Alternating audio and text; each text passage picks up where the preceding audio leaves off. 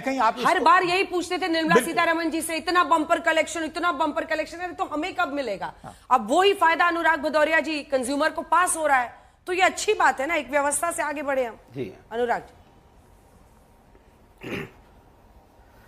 अंजना जी, मुझे तो यही कहना है कि महंगाई के मौसम में त्योहार आया है, बढ़ाकर दाम चीजों का, जीएसटी का ढोल बजाया है। कमाल है भाई, यही सरकार 8 साल से 55 लाख करोड़ जीएसटी की वसूली की है कि नहीं की है? तो वो जो वसूली की क्यों की? और खासकर उनसे जो बेचारे गरीब थे, आटा चावल दाल पे आपने जीएसटी लगाई। आपने छात्रों को जो किताब पेंशन होती है, उनकी पेंशन होती है, उस पर भी आपने जीएसटी लगा दी। किसान जो अब ट्रैक्टर यूज करता है, अपनी इक्विपमेंट यूज करता है, उस पर भी जीएसटी लगाई। गरीब आदमी साइकिल पे चलता है, उस पर भी आपने जीएसटी लगाई। हेल्थ इंश्योरेंस पे आप जीएसटी लगाते रहे। 8 साल में 55,000 करोड़ आपने वसूली की हेल्थ इंश्योरेंस पे।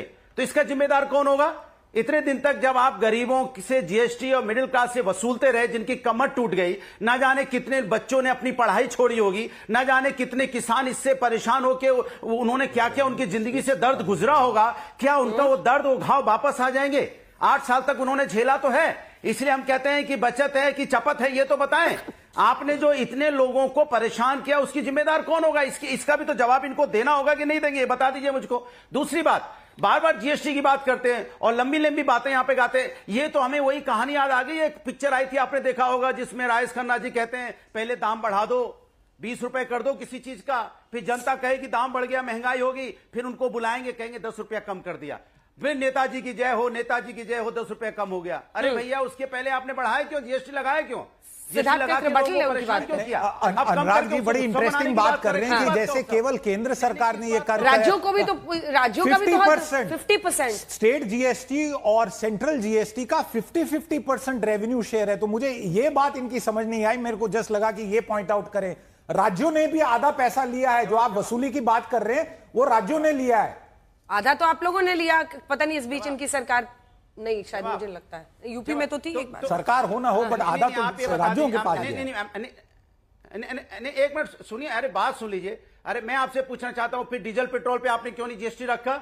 आज 100 रुपए डीजल पेट्रोल लोगों को खरीदना पड़ा। तो जीएसटी काउंसिल को डिसाइड लगा रहे हैं, अगर जीएसटी, अगर सुन तो लो, बात तो सुन लीजिए, पूरी बात बोलने दीजिए। 55 अनुराग जी, फैक्चुअल करेक्शन कर लीजिए ना, बेसिक प्राइस होती है, फैक्चुअल करेक्शन कर लीजिए। जीएसटी लगा देते। सिर्फ केंद्र की वसूली नहीं थी, राज्यों की भी थी। फैक्चुअल करेक्शन कीजिए, फिर पेट्रोल डीजल पर आइए, भागिए मत मेन लेन छोड़ के बाई लेन पे। तो पूरी कर लो। बोलिए। नहीं, भाग नहीं रहा हूं मैं। अरे मैं कहता हूं सेंट्रल गवर्नमेंट तो जिम्मेदारी लेती है ना, भारतीय जनता पार्टी तो जिम्मेदारी लेती है ना। हम गरीबों की सरकार है, महंगाई कम कर देंगे, हम आएंगे, देश उन्नति की तरफ जाएगा, हर घर में खुशहाली होगी। अगर राज्य सरकार लगा रहे थे तो आपको बोलना चाहिए क्यों लगा रहे हो आप? केंद्र सरकार अपना कम कर देती। फैसला जीएसटी काउंसिल का था, जिसमें सारे राज्यों के वित्त मंत्री थे, और आप लोग भी यात्रा निकाल सकते हैं, क्योंकि आपने भी इस कट में आधा रोल प्ले किया है। अच्छा सुनिए, ये तो बीजेपी श्रेय इवेंट करके उसका श्रेय ले जा रही है, आप स्टेट में भी यात्रा निकाली है। वक्ता की तरह बोलने लगे। Anurag ji, I take serious objection to this, ये गलत बात है। आप ये चाहते हैं, अनुराग जी की आवाज नीचे कीजिए। अनुराग जी, मैं आपसे रिक्वेस्ट कर रही हूँ, वो अपनी बात, कोई गलत बात नहीं कर रहे हैं। अगर वो फैक्चुअली इनकरेक्ट है तो मैं यहां पर टोकूंगी उनको। वो फैक्चुअली करेक्ट कह रहे हैं। जीएसटी काउंसिल कैसे बनता है आपको पता है कि नहीं है? जिसमें फैसले लिए जाते हैं, कौन होता है उसका मेंबर? कुछ भी। सुन लीजिए मेरी बात। अरे मेरी बात सुनने को तैयार नहीं। अब आप आगे टेक्निकल, मैंने टोक दिया उनको तो। अरे वो बीजेपी की तो बैटिंग कर ही रहे हैं, बिल्कुल नहीं बात करेंगे। वो फैक्चुअली करेक्ट बात कह रहे हैं। सरकार की बात करो, राज्य सरकार पे आ जा रहे हैं। नहीं, बिल्कुल नहीं। अच्छा मैं कह रहा हूं जहां पे बीजेपी की राज्य सरकारें थी वहां कम कर देते। चलिए मैं इनसे पूछता हूं, जवाब दे दें। जहां बीजेपी की सरकार थी वहां कम कर देते ना, बीजेपी की सरकारों ने भी लगाया।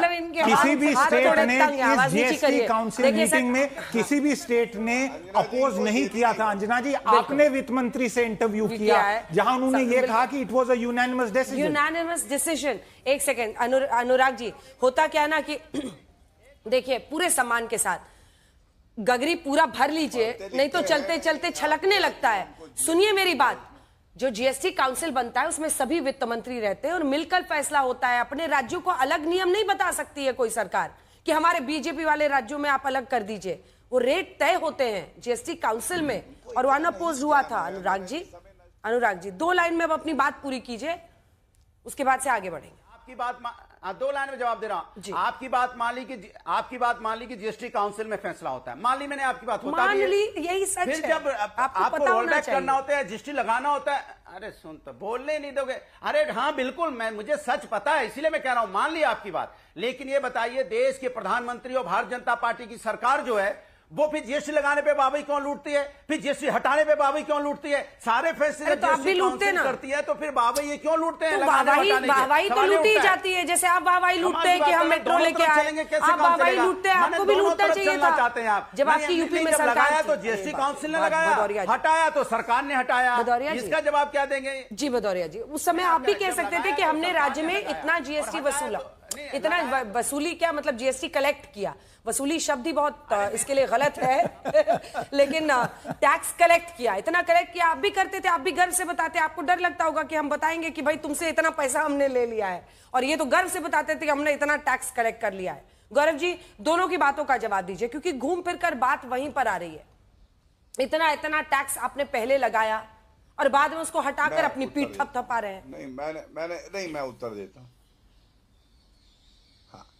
मैं उत्तर दे देता हूं, मुझे समय दीजिए। सबसे पहले एक गुजारिश करूंगा, पीएचडी की अगर क्लास हो तो केजी के बच्चों को मत बुलाया करिए। अब जीएसटी एक्ट आप अपने शो पे थोड़ी ना पढ़ा पाएंगी कि क्या लिखा है क्या नहीं लिखा है, संविधान की क्या व्यवस्था है, जीएसटी काउंसिल क्या होता है, मुश्किल है।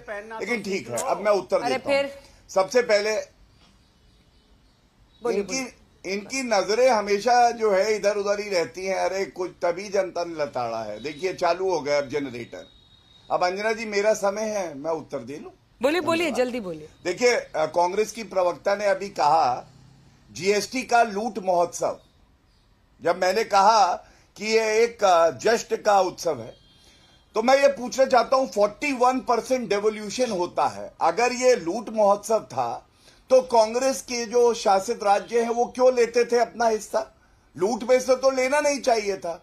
और जब ये पारित हुआ और संविधान का संशोधन हुआ तो आपने समर्थन क्यों किया? इसका उत्तर भी बेचारी नहीं दे पाई, तैयारी नहीं करके आई है। लेकिन अब मैं इनकी बातों का उत्तर देता हूं।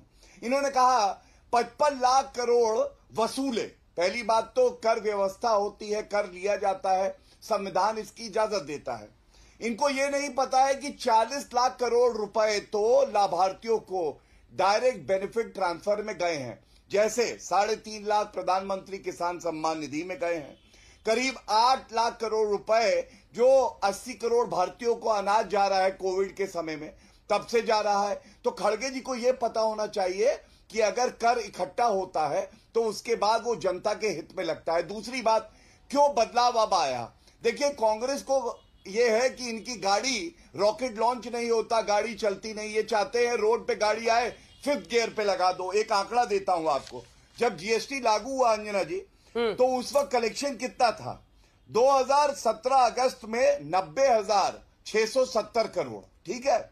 और अप्रैल 2025 में 2,40,000 करोड़। अब आप देखिए फर्क आया ना। जब फर्क आया तो हमारी सरकार ने कहा कि अब सही से जीएसटी लागू हो गया है और इसका लाभ जनता तक जाना चाहिए, और इसीलिए हमने कर को सरलीकरण किया, 2 स्लैब लाए और उसके साथ घटाया भी सभी वस्तुओं पे। तीसरी बात, ये कह रहे हैं मोदी जी ने विरोध किया। मोदी जी ने क्या विरोध किया था मैं आपको बताता हूं। पहली बात, आप कॉन्सेंसस नहीं बना पाए, कांग्रेस की विफलता थी, मानिए इसे। दूसरी बात, मोदी जी ने बिल्कुल स्पष्टता से कहा था कि जो स्टेट का रेवेन्यू है उसका कॉम्पनसेशन देंगे, ये नहीं दे पाए।